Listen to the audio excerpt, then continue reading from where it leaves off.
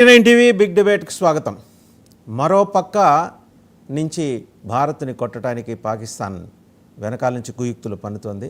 ఎప్పుడైతే బెలూచిస్తాన్ యోధులు తమ ఓపెన్ సపోర్ట్ భారత్కి తెలియజేశారో, మీరు స్వాధీనం చేసుకున్న ఆయుధాలు మాకు ఇవ్వండి, ఒక్కొక్క ఆయుధానికి 10 తూటాలు ఇవ్వండి, పాక్ని లేపేస్తామని చెప్పేసి వాళ్ళ కమాండర్ విడుదల చేసిన ఒక ప్రకటనతోటి పాక్ ఉలిక్కిపడింది. వెంబడే బ్యాక్ ఎండ్ ఆపరేషన్ మొదలెట్టింది. అందులో భాగంగా బంగ్లాదేశ్లో మహమ్మద్ యూనిస్ ప్రభుత్వం ఆధ్వర్యంలో అక్కడి ఉగ్రవాదులను రెచ్చగొట్టి ఒక ఉగ్రవాది చేత, ముల్లా అనుకుంటాను, ఒక ఉగ్రవాది చేత బెంగాలీ భాషలో ఒక వీడియో రిలీజ్ చేయించింది. అది నిన్న హిందూ వాహిని, బెంగాలీ హిందూ వాహిని షేర్ చేసింది.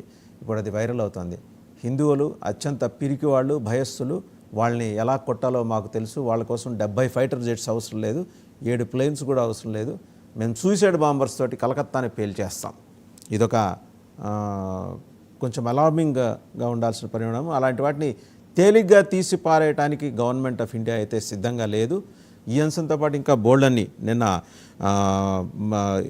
ట్రంప్ మాటల తర్వాత, ట్రంప్ వ్యవహారం తర్వాత భారత్ ఎలా స్పందించింది, ఈ అంశాలన్నిటికి సంబంధించి బిగ్ డిబేట్లో మనతో పార్టిసిపేట్ చేస్తున్నారు doctor BN Ramesh, former DGP West Bengal. నమస్కారం డాక్టర్ బిఎన్ రమేష్ గారు. మరి కాసేపట్లో మామిడి గిరిధర్ గారు కూడా జాయిన్ అవుతారు, అంతర్జాతీయ వ్యవహారాల నిపుణులు. డాక్టర్ బిఎన్ రమేష్ గారు, నిన్న బంగ్లా వెబ్సైట్స్లో అది వైరల్ అయింది బాగా. అంటే ఆ ఉగ్రవాదో మరి ముల్లానో తెలియదు, క్లరికో ఎవరో తెలియదు, చాలా చండాలంగా, హేయంగా, అంటే కొంతవరకు మనం చెప్పగలం. బట్ సిన్స్ మీరు అక్కడ వెస్ట్ బెంగాల్లో డీజీపీగా ఉన్నారు, మీకు ఆ భాష మీద పట్టుంది కాబట్టి ఒక్కసారి అతను మాట్లాడింది మనం చూద్దాం. ఏం మాట్లాడాడో మీరే చెప్తారు. కానీ వెస్ట్ బెంగాల్ డీజీపీ అది ముందర చూస్తారు, తర్వాత ఆ ఉగ్రవాది మాట్లాడింది చూస్తారు, తర్వాత మనకి చెప్తారు. পিসিআর বলে আলহামদুলিল্লাহ, আমাকে যদি এখন বাংলাদেশ সেনাবাহিনী বলে কলকাতা কব্জা করতে হবে, আমি যেই ম্যাপ ধারণ করব, জীবনও শত্রু তো দূরের কথা, 7টা বোমারও বিমানও আমি রাখবো না গোটা কলকাতার জন্য। কলকাতা বিজয় করতে হলে 70টা বিমান লাগবে কেন?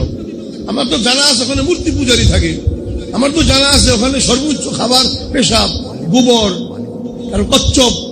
আমার তো জানা আছে তাদের ধারণা কতটুকু, তাদের শারীরিক শক্তি কতটুকু, ইমানি শক্তি কতটুকু, এটা আমার জানা আছে। তো জানা না থাকলে আপনার কমান্ডার হইতে পারবেন না, কথা বুঝলেন নেই? আরেকটা রক্ত দেখলে এই মূর্তি পূজারী যে কত ভয় পায়, এটা তো আমার জানা আছে। সেখানে আমি কি করব?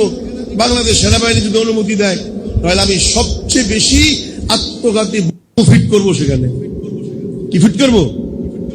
আত্মঘাতী বিমান। ফায়ুকতালুনা ওয়ায়াকতুলুন, আগে মরে যাও পরে মারো। জীবনে শুনি নাই, আজকে প্রথম শুনতেছি। মরার পরে মারবো কিভাবে? কোরআন শরীফে আছে ফায়াকতুলুনা ওয়ায়ুকতালুন, মারো মরো, আমি মারবো তারপরে আমাকে হিট করবে। আরেকটা কেরাত আছে আরব দেশে, যে কেরাতটা পড়ে সেটা হলো ফায়ুকতালুনা ওয়ায়াকতুলুন, আগে মরে যাও তারপরে মারো। এই সিস্টেমটা তালেবানরা অবলম্বন করে 2 সুপার পাওয়ারকে সাইজ করে দিয়েছে। আল্লাহু আকবার।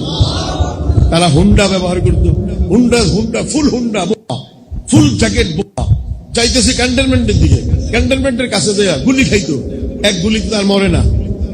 বোমাটা, হুন্ডাটা ক্যান্টনমেন্টের ওয়ালের সাথে লাগাইয়া দিত, লাগানোর সাথে সাথে আসাদুল ইনফিদার, 300 আমেরিকান শেষ, ক্যান্টনমেন্ট শেষ।